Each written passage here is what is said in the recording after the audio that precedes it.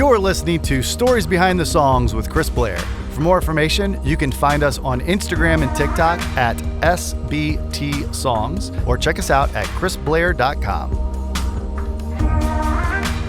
What's up, everybody? Chris Blair here, and for this week's new episode of Stories Behind the Songs, we've got Lexie Hayden here with us. Lexie was one of our unsigned Artist of the Month, and she has some hilarious stories about getting her start here in Nashville, like when she was put on the spot as an intern to sing live on the Bobby Bones radio show. We talk about her 2020 release, You Heard Right, and why she's excited to be putting out her first full-length album very soon, which is not during a pandemic.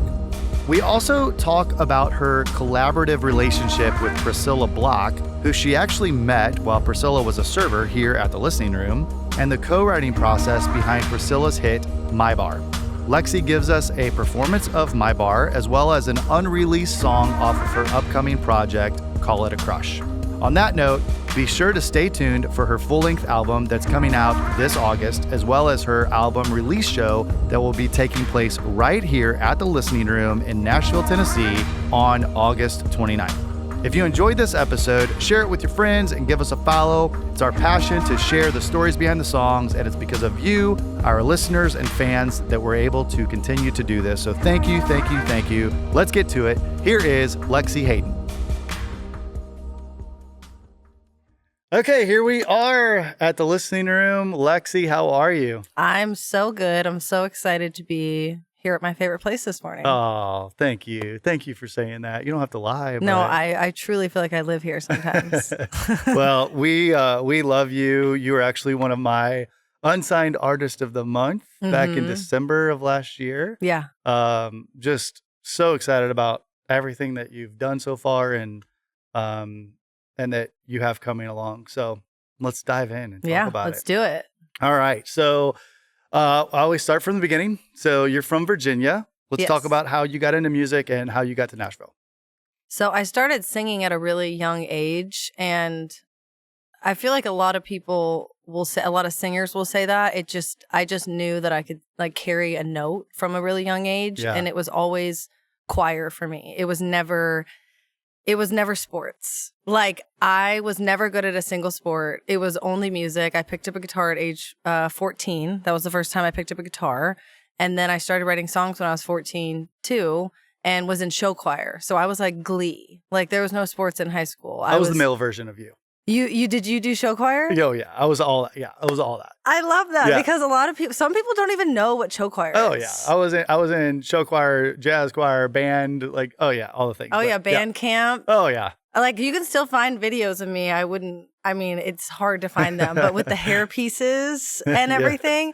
But the thing is, I couldn't dance. I wasn't a good dancer. So I never made the highest show choir. It was a really big thing at my high school, was show choir. And so I never could dance, but I knew that I could write songs. So I actually recorded my first album when I was 16 in high school. And it was like a little country album. And I think I was just always so drawn to country music from a young age. My mom grew up in the country. My mom grew up like in the boondocks, essentially. And it was just such a big part of my upbringing. And I just had my eyes set on Nashville. I was like, Nashville, Nashville, Nashville. I knew I was going to be here. I just didn't know when. Yeah. And I ended up going to college in Virginia, which I don't regret at all. I know a lot of people move here when they're 18 or they move here when they graduate high school. I went to James Madison University in Southern Virginia, and it was the best 4 years of my life. I don't regret it. I sang all around campus. I did the open mics, tried out for a cappella, and like recorded and released more music, and then moved here when I was 22. And I feel like that was a good age to come here. Yeah. And that was almost 10 years ago now, 9 years ago, something like that. 2015. Yeah, I moved here August of 2015. Okay. Yeah. So then what happened when you got here? Well, I had actually come here. This is such a cool story. Oh, yeah. I had actually come here in 2014 for an internship. So I was majoring in communication studies and minoring in music industry, which my communications degree I don't know I don't even know what I learned there. Okay. I do remember a little bit of music industry, but like, I don't know. I was like getting a degree to get a degree. I feel like, sorry, mom and dad, it wasn't expensive, but I went to a state school, but I was like, I want to do a summer internship in Nashville. I don't even know what got me started on it, but I was like, I could get the credit for school, essentially working as an intern, moving to Nashville for the summer. So I just started applying to all these internships. I applied. I mean, this was when like CMT had interns. This is when interns were like so hot. Like you could intern at CMA, you could intern at CMT. Like everyone had essentially like interns who were getting college credit. I'm sure that's still happening now, but like I just remember there being so many cool internship opportunities. I think the difference now is that we like to pay people. Yeah. Like back then it was like, oh, these companies were like, oh, we can get these people to come in and do this work and it's free. Yeah. So when did that switch? Because I have no idea, but because it switched, right? I mean, yeah, we've been doing internships for years and was always like, okay, we've got to pay at least something. But I mean, there's still companies out there that I know of now that do interns through Belmont or whatever, and they're unpaid. Yeah. Yeah, because it's a college credit. So essentially, well, I got, a credit for an entire course interning for the Bobby Bones show. Yeah. And so and applying for that was literally just emailing the producer, Elena, at the time and being like, hey, I'm a student studying and you guys have interns. And this is when the interns on the Bobby Bones show were like known by their names. It was like, like the interns were a part of the bit. Yeah. And so she was like, cool, yeah, come interview. So I went for spring break. I met her and I interviewed. She was like, yeah, you have the job. Like, it was so easy to get this internship. I mean, it was just a bunch of college. There was like 10 of us interns. There's no need for 10 interns, but there was 10 of us. And so I moved down there for the summer, like wide-eyed and like, I'm going to work at the biggest radio show in the country. And honestly, that summer feels like a fever dream at this point because I met every famous person. Like I would like go into work and be like, Blake Shelton's in today. Going to work as Scotty McCreery's in today. One day I slept in and I didn't go in and Sam Hunt was there. And I was like, the interns are taking me like, you're never going to believe who's in the studio right now, Lexie. And so Bobby found out I could sing. And on my third day of work, I was just like in the office and like 5 a.m. we had to be there because the radio show starts at 6. Yeah. But you have to be there around 4:50 a.m. to start like prepping for the show. And so this was probably around 6:37 a.m. at this time. And they're like, hey, Bobby wants to see you in the studio. I was like, I hadn't even met him yet. Like we hadn't even met. And I was like, okay. And so I go in there and they're live on air. And he's like, Lexie, we heard you can sing. They just like usher me to the seat and they put the headphones on me. And he's like, show us what you got live on air and like starts playing a karaoke track to Famous by Kelly Bannon. Do you remember that song? Yeah. It was like really hot at the time. It was like my favorite song at the time. And they had heard me singing it around the studio. So they knew that I knew it. And I just start singing and there's a video of me on YouTube and it says intern Lexie sings Famous. And I am like visibly like shaky, like at the beginning of the video. And then once it gets going, he gets impressed and he gets to saying, wow, Lexie, like I really hear potential in your voice. And then, fast forward through that summer, I played a bunch of shows with Bobby Bones. I was like 20 years old. I opened for him and the Raging Idiots. I played like a Walmart signing with them. I played a show with them with Cassidy Pope and Craig Campbell and sang on air a couple more times. And so he really like kickstarted, like when I came back to Nashville, like a year later after graduating, I had that like fire underneath me because of Bobby Bones. Yeah. Yeah. So cool. Yeah. And then there was no more intern. Like we were like the last interns. That was it. Yeah. They don't even have interns anymore. Yeah. Yeah. Wow. So, and he's still been super supportive to you, right? Yeah. Yeah. And it's just a really like unique relationship that I feel blessed to have because he does hold so much power and has for a long time. But when he believes in an artist, like he's truly gonna like go for them. And after I had my first song on radio, which we'll obviously dive into later, he brought me on the show to talk about it. And it was my first time like appearing on the Bobby Bones show as an artist. And this was in 2022. And it's just special to have the Bobby Bones show be a part of my story and help me tell parts of my story. And I think he just appreciates how hard I've worked since I got to town, and he can see that and he respects that and has now been throwing me some more bones recently. Well, not to make a pun on words. I know. I almost went there, but I'm glad you did. He threw me a bone, but he waited until I worked a lot. And then he was like, I see that you're working. And then since I've had success, he has put me on the top 30 countdown twice. And then I've been on the Women of I Heart Country show 8 times. Wow. I didn't know that. And That's I'm an amazing. independent artist. Yeah. Yeah. Yeah. That's amazing. Well, you started to touch on it. Let's talk about You Heard Now. You heard right. You heard right. Let's talk about You Heard Right. Yeah. Sorry. I was like, you heard now. Yeah, you heard right. That was the album I put out in 2020, which was a terrible year for the world. Yeah. And when did you decide to put that out? Was it before the pandemic hit? Yeah. Okay. So it became. That's why I'm really proud of that record. Yeah. But that was such a weird time to release music. And so the album that I'm doing now, I'm so excited because we're not in the middle of a pandemic and it just feels like a different experience. But I started releasing the singles in 2019 and 2019. So then the like third or fourth single came out April 2020, and then just everything got pushed and pushed to the point where I was like, I just got to put this album out. And I did in December of 2020. And I mean, it did well. It has over 1 million, plays on Spotify alone, but that was a weird year to put out music. Yeah. And you couldn't tour, you couldn't play shows, you couldn't do any like promo like this. Yeah. It was all live streams. Yeah. So I'm excited to be doing this whole record release again in 2024 very publicly. Yeah, you have a whole new project about to come out. My first full-length album, which is insane to say out loud. Yeah. And I'm funding it all myself. So how did that start? Walk us through the whole thing. Okay, so I think we should start with the Priscilla song, because the Priscilla song is the reason I can fund this record. Yeah. So it's very much in, something that this wouldn't be happening if it wasn't for me having a song on radio. Because I wouldn't have the money to independently fund an album. Yeah. Because I don't have a label. And it's not cheap. No. So go support me. We'll put links to all that stuff. Yeah, yes, go support me, please, because I'm running out of money. But I also bought a house, so that took some of my money as well. Yeah. In a good way. Yeah.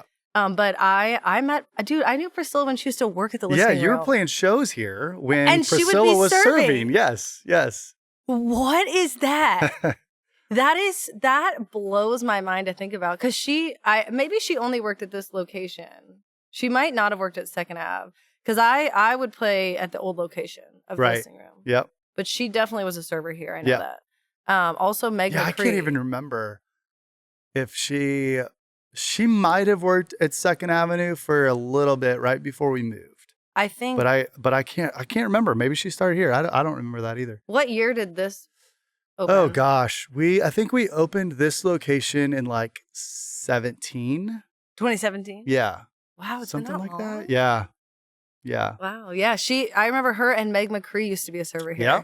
And like Meg McCree would be like walking around while I was singing. It's just so like, oh gosh, it just blows my mind. But yeah, Priscilla was a server here, and we were just friends. Like we used to both work at BMI part-time. We were both nannies. We were both dog sitting. Like we were both grinding in the same way.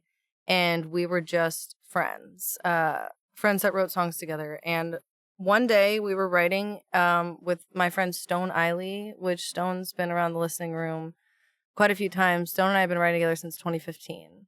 And so Priscilla was a fan of what Stone and I were doing together and the songs that we were writing together. So she wanted to write me, her, and Stone. So previously we had wrote Me, Her, and Sarah Jones. Priscilla and I had written songs, just the two of us. And then she was like, I want to write Me, You, and Stone. So this was early 2019, like February 2019. Okay. We're just like writing at Priscilla's house, like just, me, Stone, and her sitting on the couch. We write My Bar. And the work tape is me singing it, like, because she had to go out and meet her dog sitting client for her dog that she was watching that weekend. And so me and Stone are rushing to get this work tape done of My Bar. So that's it. That's it. We leave that's literally the end of what I thought was that story. And fast forward to 2020 and the pandemic happens and she starts going viral on TikTok. Yeah. Like millions of views. And then Just About Over You goes viral. She puts that out. And then fast forward, she signs a record deal with Universal. Yeah. And this happened it was like overnight. Yeah. It was like crazy. So quick. I felt like I was watching her career go like this overnight. Yeah. And all of a sudden she had like a huge manager and then she signed Warner Chappell for publishing and Universal. And I'm like, whoa. And I'm like, she's been playing My Bar out. Like she had been playing it at her shows in North Carolina. I knew she liked the song, but I didn't know if she was going to record it. And then I'm writing with her end of 2020, her, Sarah Jones, and Stone Eiley. And we're sitting outside. And I remember asking her, is My Bar going to be on your album? Like, is it going to make the album? And she turns to me and says, it's my second single at country radio. Shut up. And that's how you found out? Yes. Sitting outside of like a house I was dog sitting at. Wow. Writing another song. Yeah. That's how everything in my career has happened. Just because you're just like, hey, Priscilla, by the way, like, is this going to happen? Like, wow. Is this going to be on the album? And she's like, oh. And she's like, I think I remember her like looking around because Stone had already known, but I was the only one who didn't know. And she broke that news to me at that table. And I remember just the whole day it was like, I was like, my whole life is about to change. Wow. Like my whole life is going to change. But, it didn't go to radio for another year and a half. Yeah. Because that was when Just About Over You. Just About Over You climbed for like a year. And then My Bar went to radio January 2022. I had no publishing deal. I still don't have a publishing deal. I kept all of my money. Which is amazing. And it was a top 25, top 20 in Canada. Peaked at 24 here, but it was on radio for 10 months. Yeah. So that's the reason I was able to fund my record and my house. Okay, I want to dive into that, but since we're here, let's stay on My Bar a little bit longer. Mm-hmm. So let's dive a little bit deeper into that day of how the idea came about, how it was writing it, all of that. Just give us the story behind that song. Yeah. So I was living on Demumbrian at the time. I lived on Demumbrian for 7 years, which is, I can't even believe I lasted 7 years on Demumbrian. Yeah, you guys know what Demumbrian? Yeah. Condo on Demumbrian, right next to Tin Roof. Like my next door neighbor was Tin Roof. Yeah. So I had been dating a guitar player for 2.5 years early in my time in Nashville. Like years, we're still friends now.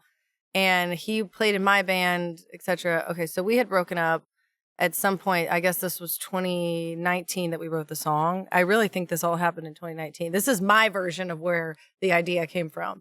I went to Tin Roof, I think the night before we wrote, and I ran into him. And I was just like, what is he like doing over here? Like he lived on the east side, like he never came over to Demumbrian, and I just felt like it was my side of town. And so apparently Priscilla had the same experience at the bar very recently. And we both I don't even know where it literally came naturally from conversation. It was like saying like, what are they doing here? Like, this is my bar. And we both just like, Stone's the guitar player. Yep. So I like to have Stone in the room. Now he does tracks, but this was when I would love to have him because for him to be in a room with me, I'm able to just start spitting things out and then he can follow on the guitar, which I sometimes need someone to follow me and figure out what's going on. But I think it was almost like the anthem of the chorus that like came in first, like, don't come walking in like you own it. And then I love to repeat things because I think it makes things really catchy. You own it, hate to break it to you, you don't, yeah, you don't. And I even have the lyrics written because I'm a paper writer. Yeah. everything I write is on paper. So I have the original lyrics from the day we wrote My Bar in a journal. Wow. Still have it.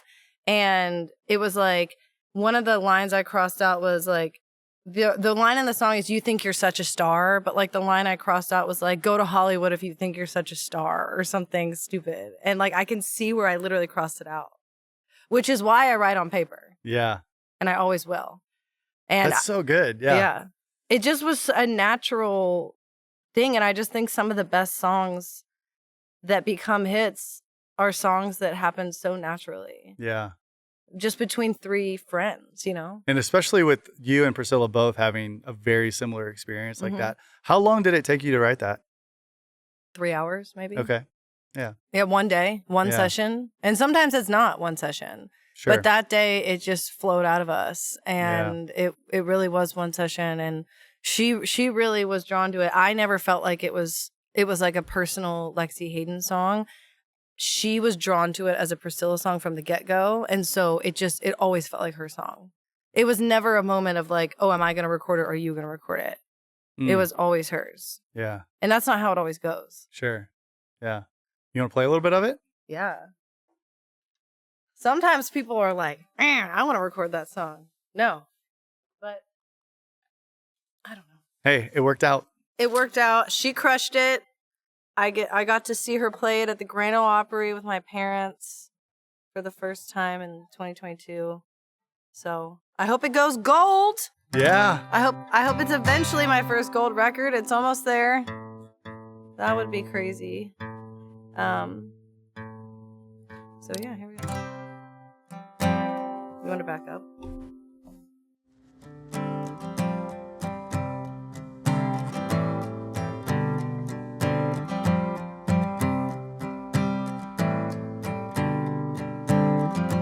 I come here every Wednesday. I love the band. Always sit in the same place. Cold beer in my hand. They know me by name and my go-to drink. Yeah, I come here every Wednesday. Out of the corner of my eye, I see the door guy checking your ID. Don't come walking in like you own it. Hate to break it to you, you don't, yeah, you don't. You think you're such a star, but here's the funny part, no one even knows who you are. This is my bar, yeah, this is my bar.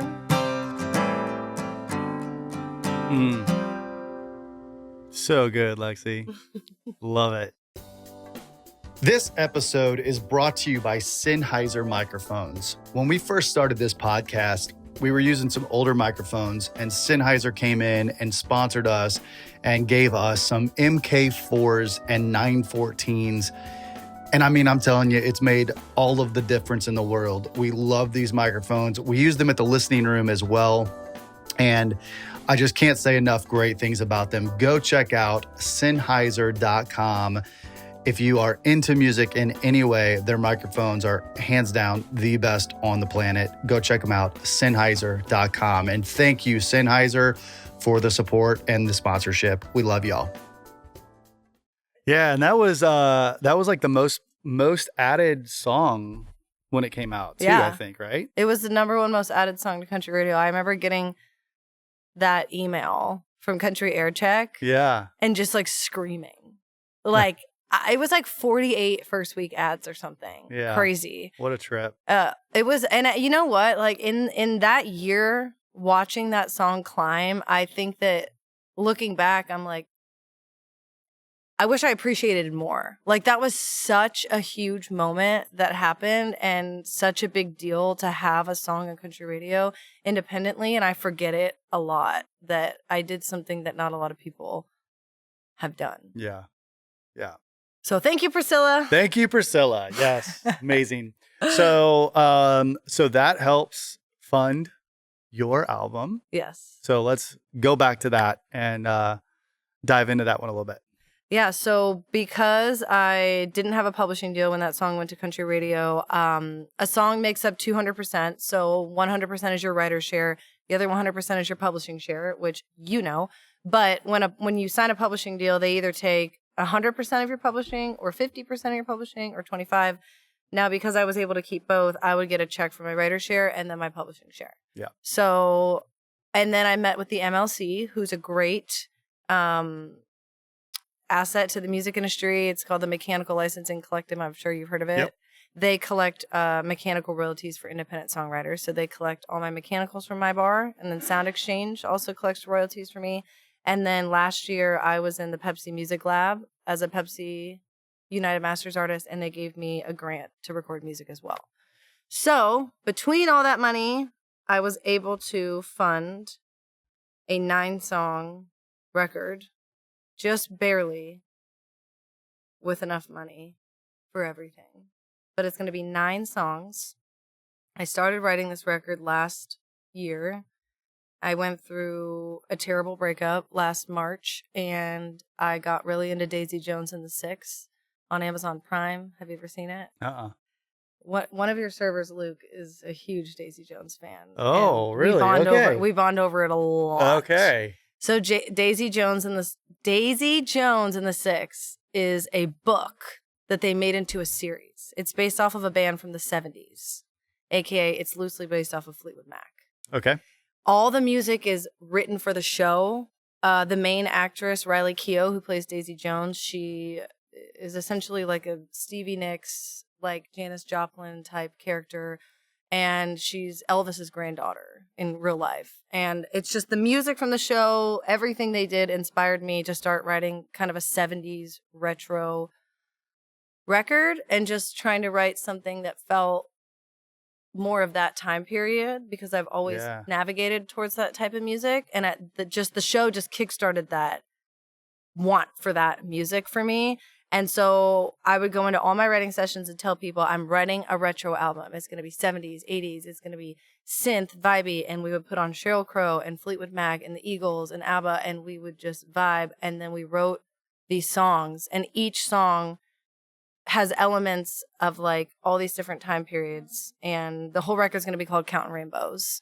And I wrote the songs with Jason. Most of the songs were written with Jason Nixon and Stone Eiley. Probably, I would say Stone wrote like 5, 6 of the songs. Jason wrote 5. And then there's going to be a duet with Jason on it. Oh, nice. Called High Enough that we just finished writing and recording.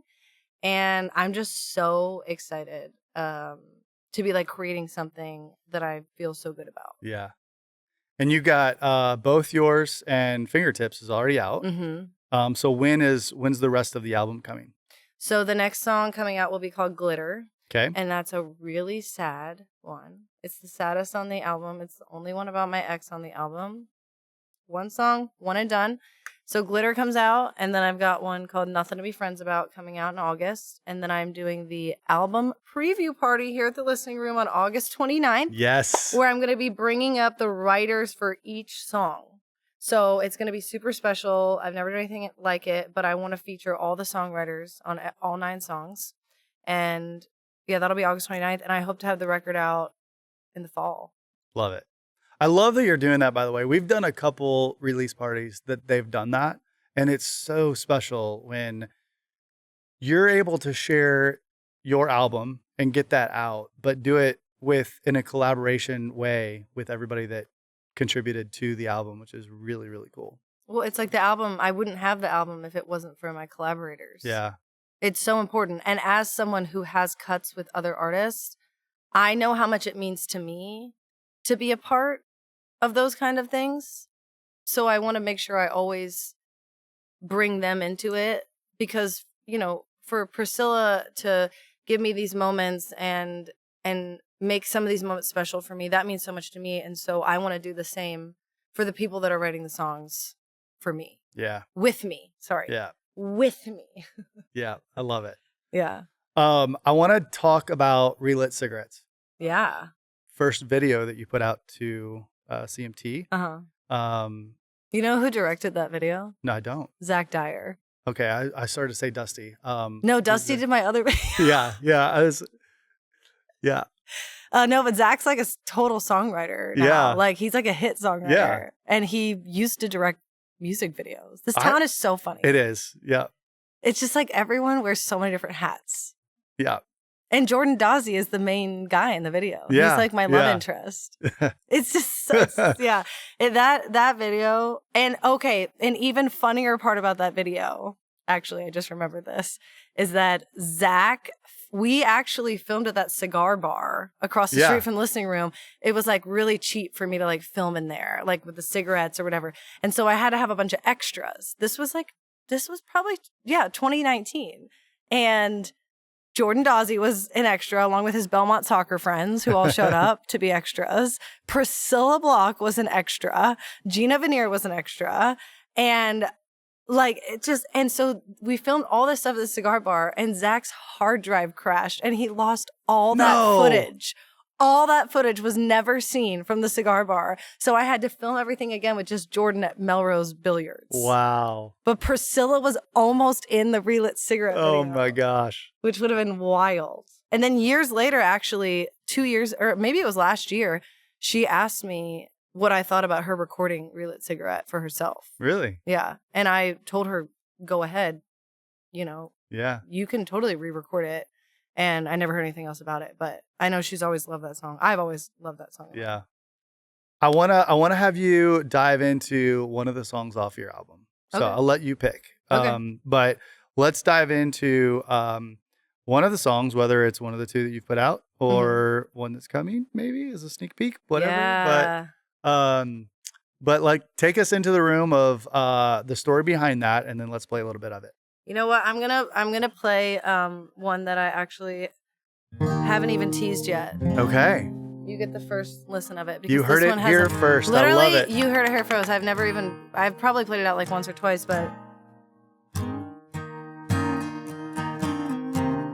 Okay, so this one was a very true story. So Fingertips was about a real person that I had a crush on, a co-writer who's played here at the listening room a few times. And I sent the staff into a frenzy the other day because on stage I said I wrote this about someone who was roommates with a server, and everyone's trying to figure out who it was. But this was written about a songwriter who also writes at the same publishing company. So, you run into those people when you're writing. And so this was a particular day when I had run into this person in the lobby, and I thought I was maybe over my crush. But after running into them and talking to them for like 20 minutes in the Warner Chapel lobby, I went back into the writing room and I was like, I still have a crush. And then we wrote this song. And it's called Call It a Crush. Okay. So thank you to the person who inspired this song.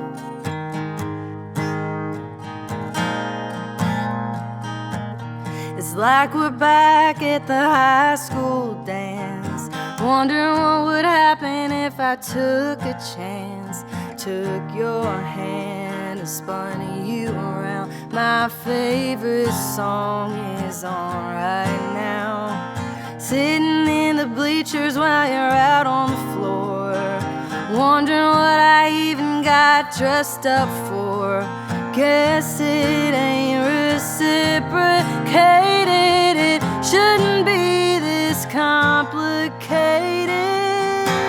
Started out as a crush, simple as that. Gave you my heart, but you didn't give it back. Could have been great, it could have been love, but you took it all and you turned it to dust. Guess that's why they call it. Guess that's why they call it a crush.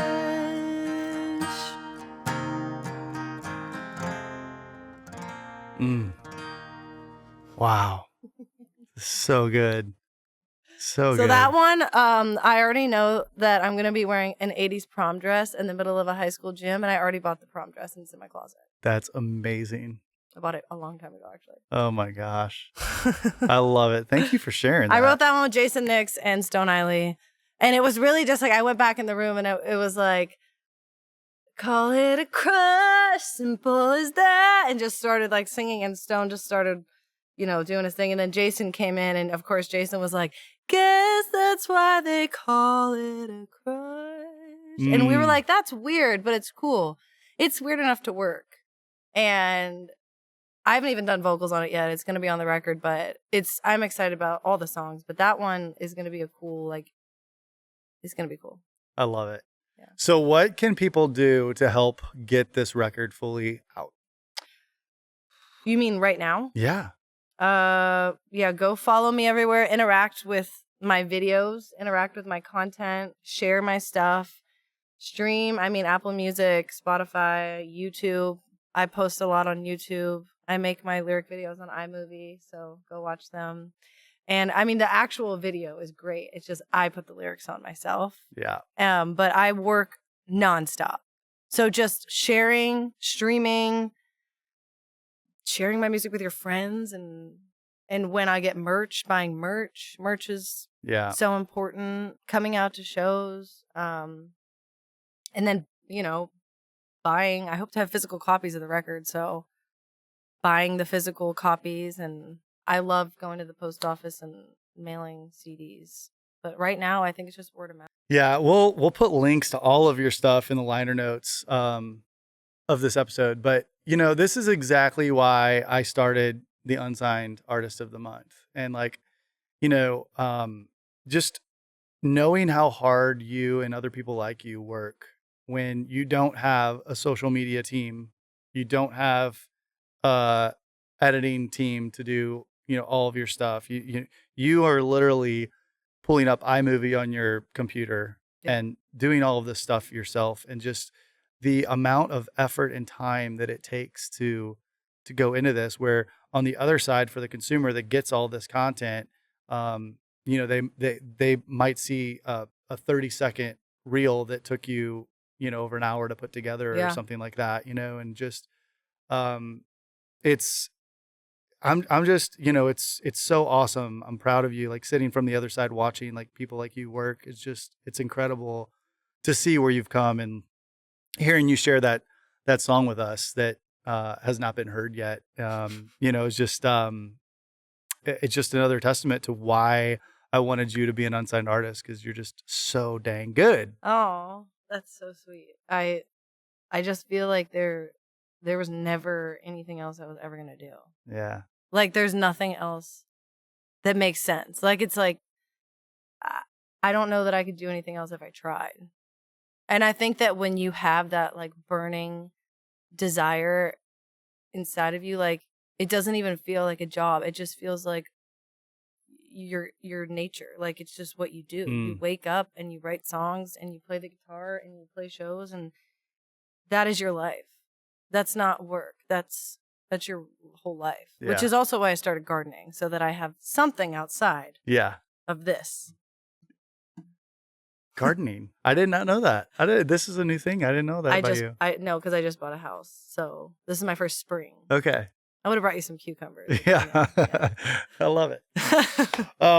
Okay. Well, thank you so much for sharing this. I want to end with, I ask the same question every time. So I know you've listened to a couple episodes, so you probably know what's coming. But if we can go back to 8-year-old Lexie in Virginia, everything that you've learned along the way, what advice do you give yourself today? Oh, gosh. Hold on tight. Honestly, yeah. I think it's more of like a hang on. You're going to make it through. Yeah. It's going to be hard as shit, but you're going to be okay. Because the road it took to get here, and I mean, I've been performing for 16 years. Yeah. 16 years. I mean, it's like, when is it my time? But I think also a really important thing to remember is like, your journey is different from everybody else. And so good. And my time wasn't supposed to happen yet. I've had moments, but like, I haven't had my moment as an artist. Yeah. And I think it's more of telling her like, the levels of success you're going to see are going to vary. And also your version of success is what is your version of success. To me, I've already been successful. Yeah. But yeah, hold on. And everything that happens is not going to happen in the way you think it's going to happen. But it's going to be better. Love it. Yeah. Thank you so much.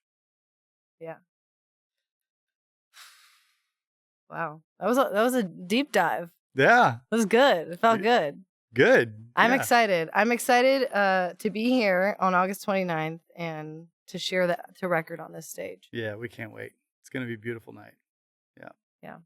So everybody out there listening, if you are in town around Nashville, come to the listening room on August 29th and be a part of this amazing night. And if not, that's okay. We're going to share the links to all of Lexie's socials and music and all of that. So please, please, please go support her. And we just cannot wait to have you back in a year or two and talk about what is happening then. Because I know that those floodgates are just about to open and you're going to skyrocket. I just believe it. Well, I'm excited to come back in a year. And I actually went into my old condo 2 days ago, and it was weird because of how much I've even grown in a year from that. So in a year from now, I can't wait. Yeah. Cool. I love it.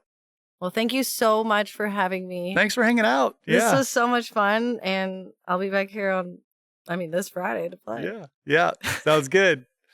All right, everybody out there listening, we appreciate it. Make sure you check out the liner notes, and you've been listening to another episode of Stories Behind the Songs with Lexie Hayden. We'll see you next time. Thank you for listening to another episode of Stories Behind the Songs with Chris Blair. Make sure to give us a follow on Spotify if you enjoyed this episode, and make sure you click that notification button so you can keep notified when new episodes come out. We release brand new episodes every Tuesday, and you can find us on YouTube at Stories Behind the Songs with Chris Blair or anywhere you listen to podcasts. Don't forget to send us a comment letting us know what you thought of the episodes. We love getting your feedback, and share this with your friends. The more we grow, the more that we can keep doing this.